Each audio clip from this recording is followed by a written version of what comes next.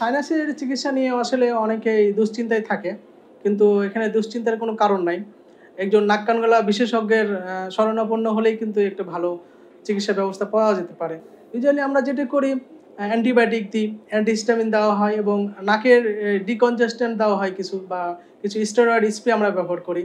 কিছু পেশেন্টকে আমরা স্টিম ইনহেলেশন দিতে বলি। মেন্থল দিয়ে বা অথবা মেন্থল ছাড়া যে ভ্যাপারটা নিতে বলি নাক দিয়ে সেটা কিন্তু বেশ উপকারী আরকি। এবং যাদের ক্ষেত্রে ব্যথা হয় তাদের ক্ষেত্রে আমরা প্যারাসিটামল কিংবা পেইন কিলার দিয়ে থাকি। আর আমরা পরীক্ষা-নিরীক্ষা করে যদি দেখি যে নাকের ভিতরে কোনো আ তার হাড্ডি বাঁকা আছে বা তার মাংস বা বৃদ্ধি আছে বা পলিপ আছে, তখন কিন্তু সে ধরনের আমরা সার্জারির ব্যবস্থা করি। এবং সাইনাসের আমরা অনেকগুলো সার্জারি করি যেমন ফাংশনাল এন্ডোস্কোপিক সাইনাস সার্জারি করি। মানে আমরা এন্ডোস্কোপ দিয়ে দেখে সাইনাসের ওপেনিংটা বড় করে ভিতরের কালেকশনগুলো বের করে দিই। সার্জারির আসলে অনেকগুলো প্রস্তুতি আছে। আমরা এই মেডিসিন দিয়ে আগে যেকোনো সাইনোসাইটিসকে আমরা ট্রিটমেন্ট করার চেষ্টা করি আসলে। সেটা ইমপ্রুভ হয়ে গেলে কিন্তু আর সার্জারি লাগে না। যদি সে ইমপ্রুভমেন্টটা না হয় অর্থাৎ মেডিকেল ট্রিটমেন্টটা ফেল করে তখন কিন্তু আমরা সার্জারির দিকে যাই।